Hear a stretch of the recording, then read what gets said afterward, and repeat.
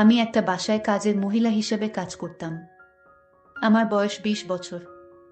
আমি দেখতে সুন্দরী ছিলাম।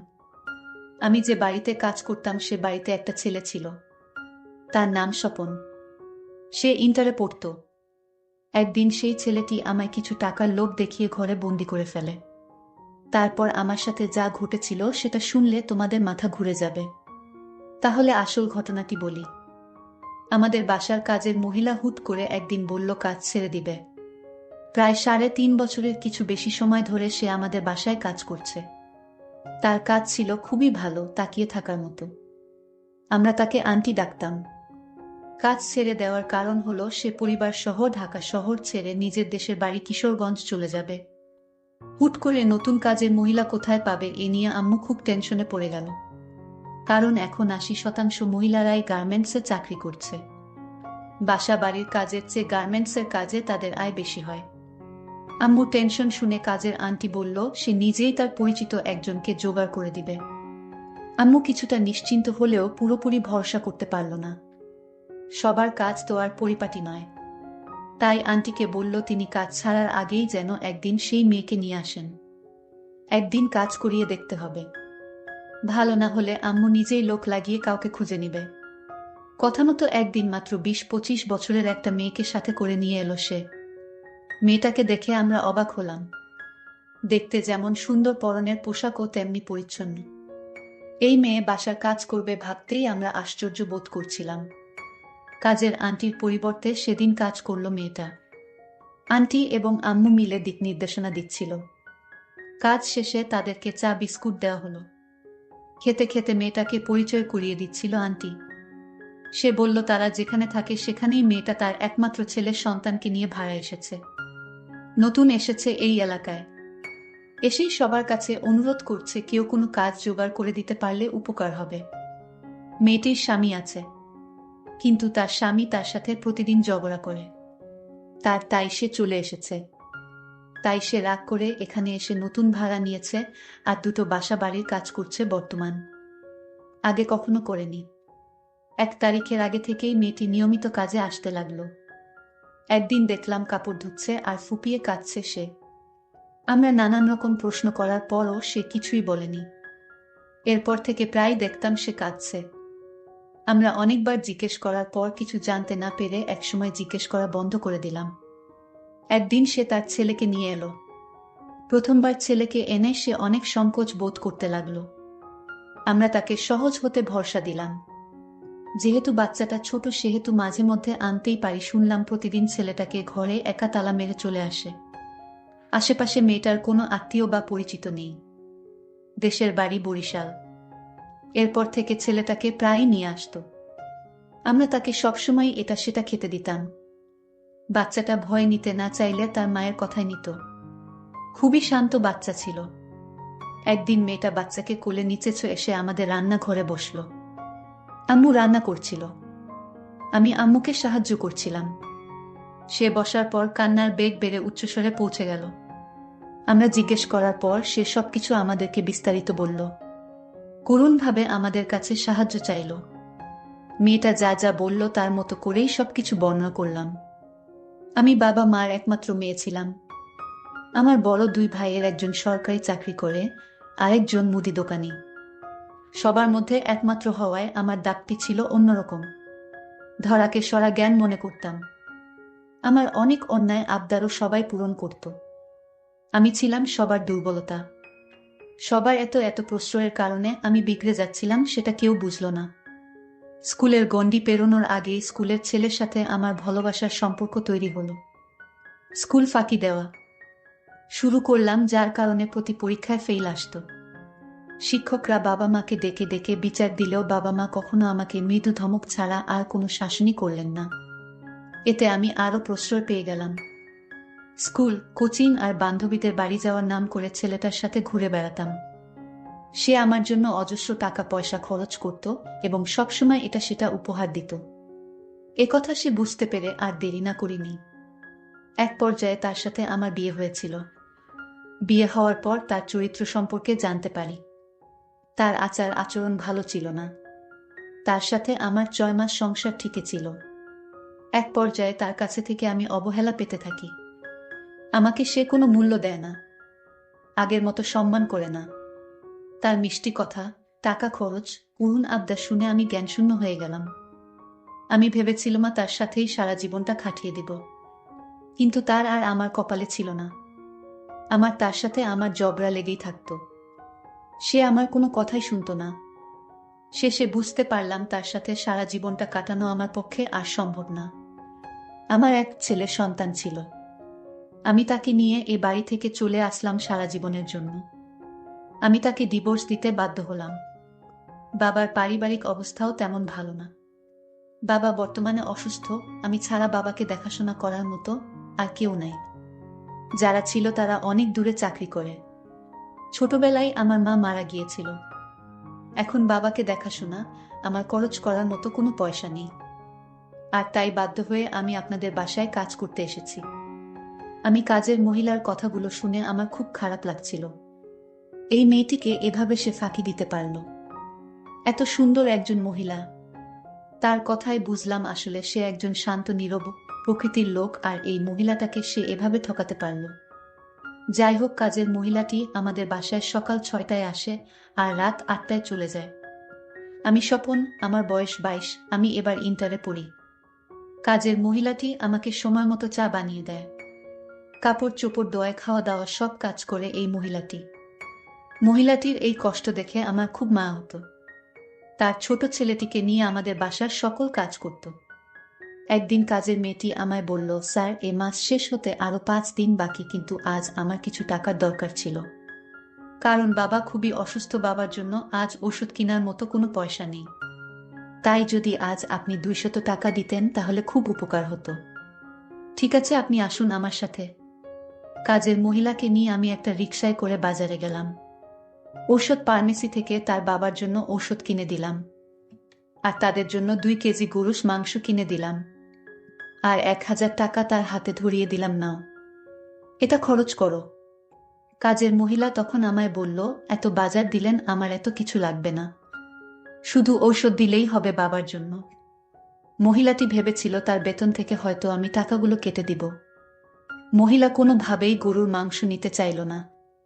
আমি বললাম, আরে রাখুন সবগুলো, আমি এটা আপনাকে এ মাসে বোনাস দিলাম, আপনার বেতন ঠিকই আপনি পাবেন। কাজের মহিলাটি অবাক হয়ে বলল, দেখুন, আপনি আমার জন্য এত কিছু করছেন কেন? সে বলল, আরে আজ যদি আমার একটা বোন থাকতো তাহলে আমি কি তাকে দেখতাম না? কিন্তু আমার কেমন জানি একটা সন্দেহ হলো, ছেলেটি আমাকে এভাবে আর্থিকভাবে সাহায্য করার কারণ কি? আমার কেমন জানি বিষয়টা অদ্ভুত লাগলো। যাই হোক, আমি বাজার নিয়ে বাড়িতে ফিরলাম। তারপর রান্না করে বাবাকে খাওয়ালাম। পরের দিন আবার যখন তার বাসায় কাজ করতে গেলাম, তখন বাসার ছেলেটি, মানে আমি যাকে স্যার বলে ডাকি, তার নাম স্বপন। সে আমাকে তার রুমে ডাকলো এবং বলল, আপনি আমার জন্য ভালো করে একটি চা বানিয়ে নিয়ে আসুন। ঠিক আছে স্যার, আপনি বসেন, আমি নিয়ে আসছি। স্বপন তখন আমায় বলল, আপনি আমাকে স্যার বলবেন না, আপনি আমায় নাম ধরে ডাকবেন। আমি তার কথা শুনে কিছুটা অবাক হয়েছিলাম। তারপর চা নিয়ে আসলাম। চাটা খেয়ে সে আমার খুব প্রশংসা করল, আপনার হাতের চা অনেক ভালো হয়। আমি তার এই কথাটি শুনেও কিছুটা আশ্চর্য হলাম, কারণ ইদানিং লক্ষ্য করছি সে আমার প্রশংসা করছে। আমার কি লাগবে না লাগবে সবকিছু উনি দেখাশোনা করছে।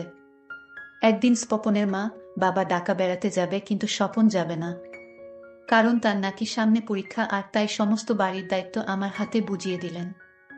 তাদের আসতে নাকি 1 সপ্তাহ সময় লাগবে, আর তাও বলে গেলেন, আপনি এই 1 সপ্তাহ স্বপনের দেখাশোনা করবেন, আর রাতেও এই বাড়িতে থাকবেন। আমার কিছুই বলার ছিল না, কারণ আমি যদি তাদের এই কথা পালন না করি তাহলে হয়তো আমার চাকরিটা চলে যেতে পারে। আর তাই বাধ্য হয়ে আমার 1 সপ্তাহ আমি এই বাড়িতে থাকার সিদ্ধান্ত নিলাম। আমার একটা ভয় কাজ করছিল স্বপনের জন্য, কারণ স্বপন ইদানিং আমার বাজার খরচ, তারপর বাবার ওষুধের খরচ কেন দিল। পরের দিন তার মা বাবা চলে গেল ঢাকার উদ্দেশ্যে। এখন বাড়িতে আমি আর ও কাজের মহিলাটি। এত বড় বাড়ি, আর সেই বাড়িতে শুধু 2 জন মানুষ, আমার কেমন জানি একটা ভয় কাজ করছিল। স্বপন বাথরুমে স্নান করছিল, তখন আমায় ডাক দিয়ে বলল, বুয়া, আমি তোমায় ডাকছি, আমার কথা শুনতে পাওনি তুমি? আমি বললাম, বলুন স্যার। তখন সে বলল, টয়লেটে নিয়ে যেতে। আমি তার তোয়ালেটা এগিয়ে দিয়ে আসলাম। তারপর আমি এখান থেকে চলে আসলাম। আমি ভাবলাম অন্য কোনো দিন তো আমায় সে বাথরুমে কোনো কাপড় নিয়ে যেতে ডাকে নাই, আজ কেন ডাকলো? স্বপনের প্রত্যেকটা কাজ আমার কাছে অদ্ভুত মনে হলো। রাতের খাবার দিতে গেলাম স্বপনের রুমে। স্বপন তখন আমায় বলল, আমি একটা কথা বলতে চাই, কথাটি শুনে যান। আমি বললাম, কি স্যার বলুন। সে তখন বলল, দেখুন মা বাড়িতে থাকতে আমি মায়ের রুমে ঘুমাতাম। আমি একা একা রুমে ঘুমাতে ভয় পাই, তাই বলছিলাম। আমি তার কথা বুঝতে পারলাম, কিন্তু আমি কোনোদিন দেখি নাই তার মায়ের রুমে তাকে ঘুমাতে। স্বপন তার রুমেই ঘুমাই একা একা, অথচ আজ বলছে সে একা থাকতে ভয় পায়। স্বপনের মন কি চায় তা আজও আমি জানতে পারিনি। আমি তখন বলেছিলাম, দেখুন আমি তো আপনার পাশের রুমে ঘুমাই, কোনো সমস্যা হলে বা কিছু লাগলে আমাকে ডাক দিয়েন, আমি নিয়ে আসব। দেখলাম স্বপনের মুখটা কিছুটা কালো হয়ে গেল। স্বপন বলল, ঠিক আছে। তারপর আমি আমার রুমে ঘুমাতে গেলাম। আমার কিছুতেই ঘুম আসছিল না। স্বপনের কথাগুলো বারবার মনে পড়ছিল। সে আমাকে টাকা দিল কেন, আমার মাথায় বারবার এসব চিন্তা ঘুরপাক খাচ্ছিল। পরের দিন সকালে সে আমাকে 5,000 টাকা দিয়ে বলল, এই টাকাটা রাখো। আমি বললাম, এত টাকা আমাকে কেন দিবেন? সে বলল, আপনার বাবার ওষুধ কিনে খাওয়ানোর জন্যই। কেন দিবেন আমায় এত টাকা? স্বপন বলল, এমনিতেই দিলাম তোমার বাবার জন্য। আমি বলেছিলাম, আপনার টাকা দেওয়ার পিছনে কোনো স্বার্থ আছে। সে বলল, আরে আপনি কি বলছেন? আমার আবার কি স্বার্থ? কাজের মহিলাটি বলল, এখনকার যুগে স্বার্থ ছাড়া কেউ কাউকে সাহায্য করে না। আরে আপনি টাকাগুলো রাখেন তো। কাজের মহিলাটি বলল, আমি মানুষের বাড়িতে কাজ করি, সংসার চালাই, কিন্তু কারো দয়া আমার পছন্দ না। আপনার টাকা আপনার হাতেই রাখুন। স্বপনের মনটা অনেক খারাপ হয়ে গেল। আমি তাকে তার বাবার জন্য ঔষধ কিনার টাকা দিলাম, আর সে কিনা আমাকে সন্দেহ করেছে। স্বপন আসলে আমার কাছে কি চায় আমি এটা ভেবে পাচ্ছি না। একদিন তাকে পরীক্ষা করার জন্য আমি তাকে বললাম, ঠিক আছে আপনার টাকা ফিরিয়ে দিয়েছি বলে আপনি আমার প্রতি রাগ করছেন। ঠিক আছে আপনার টাকাগুলো দেন, আমি নিব। স্বপন তখন খুশি হয়ে বলল, আমি নিজেকে ধন্য মনে করতে পারলাম আপনাকে সাহায্য করে। কাজের মেয়েটি বলল, আপনি বলেছিলেন আপনি ঘরে একা থাকতে ভয় পান, আজ আমি আপনার ঘরেই থাকব। সে আরো খুশি হলো। আমার কাছে মনে হলো সে যেন আকাশের চাঁদ খুঁজে পেয়েছে। সে এতটাই খুশি হয়েছিল। আমি আজ তাকে পরীক্ষা করার জন্যই তার ঘরে থাকতে রাজি হলাম। আমি নিচে একটা চাদর বিছিয়ে শুয়ে পড়লাম। স্বপন তখন বলল, আরে আপনি নিচে শুইতেছেন কেন? কাটে শুন। সে বলল, না আমি কাজের মানুষ, আমাকে নিচেই মানায়। আমি নিচে থেকে আমার অভ্যাস আছে। আমি তারে এত করে বললাম, সে আমার কোনো কথাই শুনল না, নিচেই শুয়ে পড়ল। কাজের মহিলাটি কিছুক্ষণ পর নাক ডেকে ঘুমাচ্ছিল। আমি ভেবেছি সে সারাদিন কাজকর্ম করে ক্লান্ত হয়ে গেছে আর তাই সে ঘুমিয়ে পড়ল। কিন্তু কে জানতো কাজের মহিলাটি ঘুমের ভান করে শুয়ে আছে। আমি কাঠ থেকে নামলাম। নেমে ধীরে ধীরে দরজা দিকে গিয়ে রুম থেকে বের হয়ে গেলাম এবং বাহির থেকে দরজা লক করে দিলাম। তারপর এই দিকে কাজের মহিলাটি বুঝতে পারল স্বপন রুম থেকে বের হয়ে গেছে। আর তাই সে বিছানা থেকে উঠে দরজার কাছে গিয়ে বলল, আপনি আমায় এভাবে ঘরে বন্দি করছেন কেন?